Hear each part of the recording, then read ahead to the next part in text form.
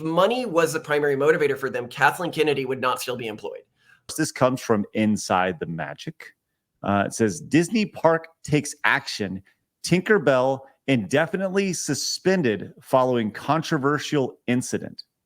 Okay. Now, what is this controversial incident? Well, here we go. Let's go check it out. Tinkerbell seems to have left Walt Disney World and is now on her way back to Neverland following a recent change at the Walt Disney World Resort. So the long and short is there's meet and greets, whether it's Mickey Mouse or Tiana or Rapunzel, whatever. And they talk about during the pandemic, the meet and greets being removed due to social distancing and all that stuff. And it's just, looking back on all that stuff, it's just stupid. But right now, you could get a meet and greet opportunity with Tinkerbell at the very front of the park, the Town Square Theater, it's where Mickey Mouse and Tinkerbell and some pretty main characters are.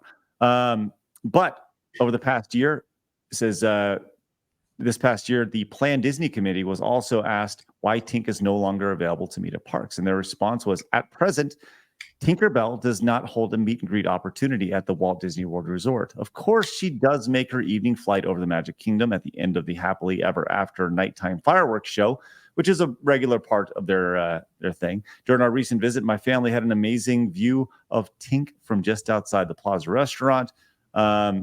So there's been talk that she's been removed, her being pulled, because she's now seen as problematic, right? And the reason why people say she's seen as problematic is that, well, she's kind of, Malcolm, you used the word thirsty. That's her key character trait. She is thirsty and jealous, and I think representative of what many people might see as the negative stereotype of women. Right. And Blabs, your said was, you came out over on X and said everyone's reading without bothering to do research. It's true. They were just reacting based off of a photo without actually looking it up. So there's two articles floating around. One that I posted, which was from Inside the Magic. But then there was one that you took up that was from MSN. And the only thing that MSN was saying was that it was potentially problematic because she's body conscious and jealous of Peter Pan's attention, according to a 2022 report from the New York Times. So this is kind of like old news, maybe circulating again. Yeah. But people are freaking out now because she's being removed from one meet and greet, but she's still in the same park. You just can't do a meet and greet with her. And she's also still available as a meet and greet in another Disney park. So I feel like there's a lot of different things going on at the same time that people just aren't taking into consideration. And they're like, blah, blah, blah, blah, blah. And it's like, wait, let's just relax. Let's look at the big picture. Let's look everything up. It's Disney. Yes, they're full of shit. Yes, but let's just look into it first before everyone reacts over an image. So my take on this is if you look at Clownfish TV, when they've covered incidences like this in the past, it looks like when Disney decides it wants to phase out something because it doesn't fit their ideological agenda, they typically do it in stages. It seems pretty rare that they do an all at once thing.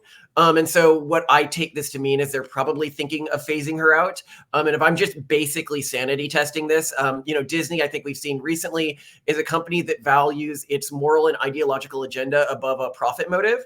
And so I would have to ask myself, does removing Tinkerbell align with its moral and ideological agenda? Yes, it does. It seems pretty clearly that it does from their perspective. So is it plausible or it actually would almost be weirder to me if they kept Tinkerbell around?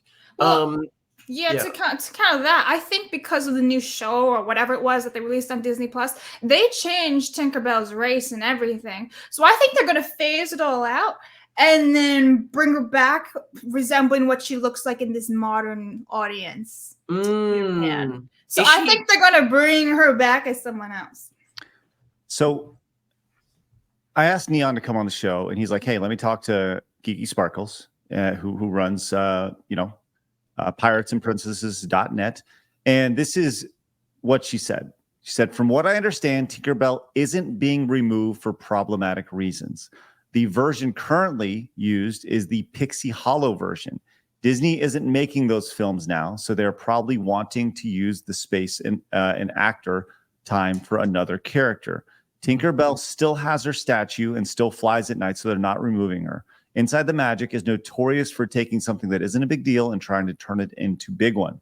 Neon says Inside the Magic, which is where the rumor originated from, and it says Disney switches out characters all the time. I do not think that an article from 3 to 4 years ago is why they're removing her now. And then Neon says that Pixie Hollow is the direct-to-DVD Tinkerbell movies, which are now discontinued. So here's my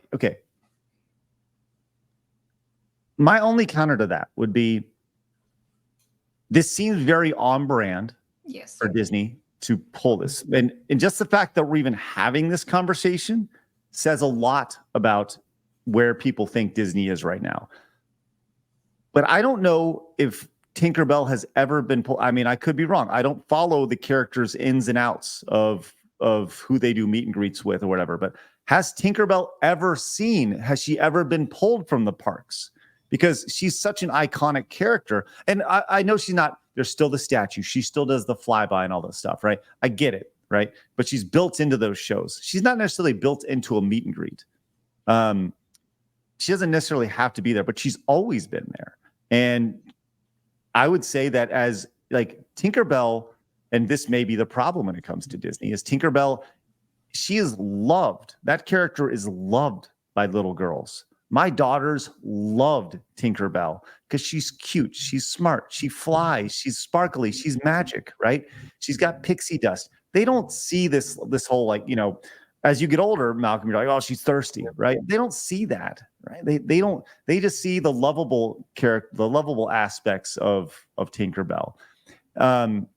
So this seems like something that, you know, I wouldn't put it past Disney by any way, shape, or form. Agreed. To do this. I mean, I think that this individual choice by Disney is largely irrelevant. The larger question is do they have an ideological agenda that trumps their financial goals at the moment? And what's the long term of this particular ideological agenda? Like, if their ideological agenda succeeds, is society a worse place or a better place? And I think that those are the two real questions at play here. And I don't think that there's many people who would be arguing that Disney isn't operating under an ideological agenda at the moment.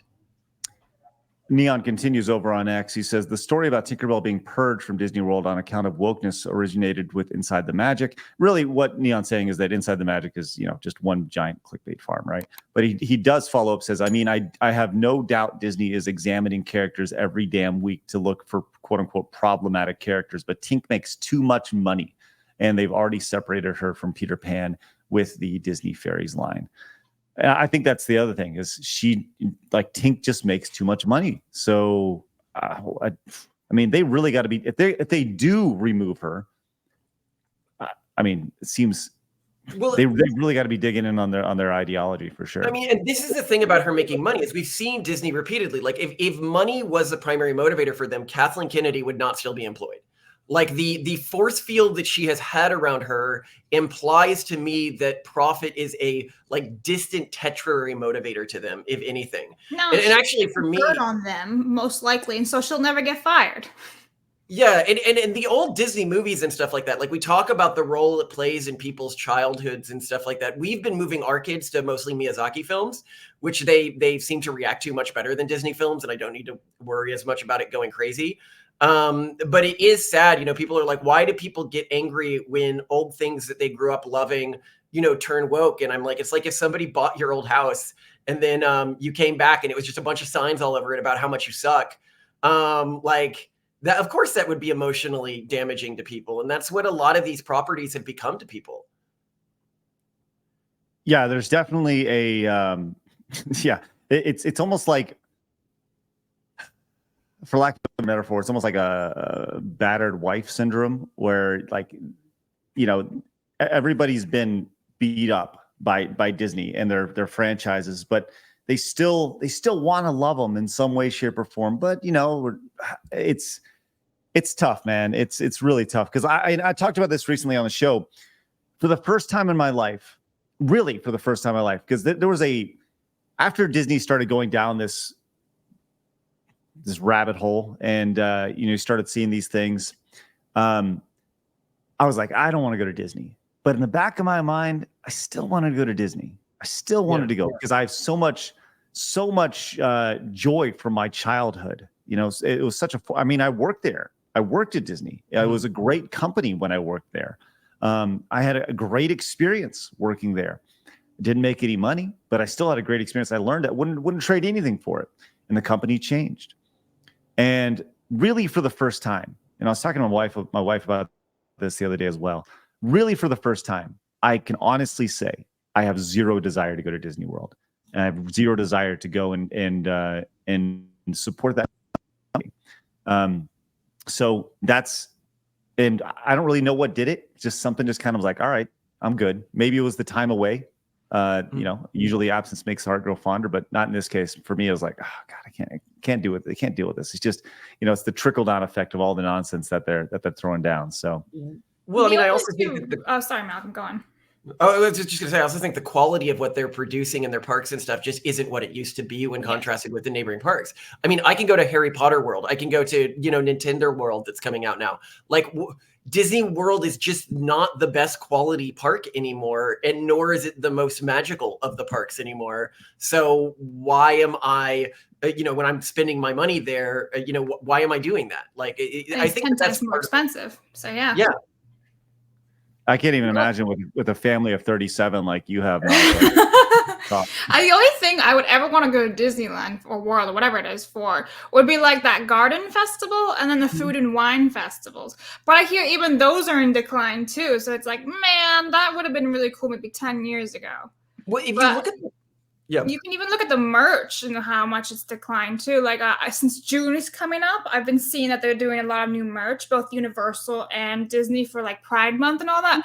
And from what I've seen, I have not done a whole lot of digging, but Universal has not inflicted all this Pride stuff into IPs like Disney has. Like Disney has done the whole Pride with the Mickey ears and everything for the merch, whereas Universal's just doing like Love is Universal. And they're just strictly speaking to Universal. So even then, it's like a merch thing too, where they're actually being strategically smart about this because not everybody wants that stuff. So yeah. I'll say this. Speaking of Pride Month next month, you are going to want to see what we're lining up for merchandise next month. Oh, did you take my opinion? We're working on it. Working on it. It's going to be good. We're going to show you what Pride's all about. Oh no, I'm afraid. I want to say in regards to Disney, it seems to be transitioning from a brand that's targeted towards kids because, as you were saying, like I can't afford to take a large family there. I don't think really anyone with 4 kids or more can afford to go to Disneyland, really at any income level at this point. Right. Which shows that it's increasingly becoming a brand that is targeted at a specific adult demographic. Which is really interesting to me that they've decided to go in that commercial direction. I mean, yes, they have more disposable income, but that adult demographic was only interested in Disney because of the role it plays in their childhood. And so they are intergenerationally destroying the potentiality of the company in the way that they are approaching this. Because the ideological faction that they are petitioning to with a lot of this is the ideological faction in American society that is least likely to have a lot of kids. So it is disproportionately targeting the families that don't have kids, which is also really fascinating when you think about sort of the long-term potential of these mimetic sets. Those Disney adults, man. Those Disney adults, I love them some Disney. I'll say this. I went to Disney, God. You know, I went to, it was about a year and a half ago. It was a year and a half ago, maybe a little longer. But I went to Disney because I was in Orlando to go hang out with geeks and gamers. And I had some time and I had a free pass. So I went to Epcot. I went for free, didn't pay for it. And I went in and I was there by myself. And I felt so fucking weird standing there, going around, like just being there by myself, walking around. I was like, everything about this place that makes it fun is stuff to do with your family, right? Like that's what makes it fun, family and friends. And I was like, oh, I left, like honestly feeling kind of dirty and gross, you know. Like it was one. I was like, okay, all right, maybe. And that was the last time I went to Disney, and I went for free, so it's crazy. See, when I went to Universal Studios, so I went for 2 days, like back to back, and the second day I went by myself, And I had a blast just hanging out by myself and looking at all the little details that Universal Studios has done. So I think that's a huge difference already for Disney. Like, I'm not a kid anymore. What am I going to do? Look at Cinderella and go, whoa. Well, one of the things I find very odd about what Disney's doing right now, like you were talking about all the Pride push and stuff like that, and yet they're still making decisions. Like it's rumored that the decision to cancel Owl House was in part because of the centrality of a gay relationship in the show. And Owl House was fantastic. So it's like when like genuine diversity ends up finding its way into a Disney show, they'll cancel it over them. Like nothing can have any heart. It all must be corporate soullessness. And it's one of the things that I always talk about. You know, the gay pride, 45% of gay men are said in one poll voted for Trump in the last election cycle. You know, they are not our enemies. What is our enemy is when you look at the gay pride, which used to be a rainbow, which represented everyone under the rainbow. You know, the specific colors, they stood for like art and music and spirituality, not like different genders, is being erased by specific call outs to specific factions or allied groups of the LGBT community, which is essentially saying these factions matter more than others. They are literally erasing inclusivity as they cover up more and more of the flag that represented everyone under the rainbow. Well, I'll tell you what, it's going to be extremely hard for Disney to put this on a Mickey ears as they move forward. It's going to be really, really, really hard. So it's quite the design, and the cost for thread is going to go up. That's a big color print right there. I'll tell you that much.